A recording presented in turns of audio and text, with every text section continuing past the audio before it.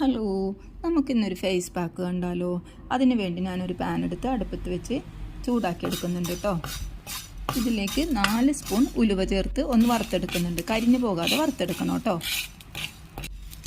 ഇനി ഇത് നന്നായിട്ട് വറുത്തെടുത്ത ശേഷം നമുക്ക് ഒരു മിക്സിയുടെ ജാറിലേക്ക് ഇട്ട് കൊടുക്കാം കേട്ടോ.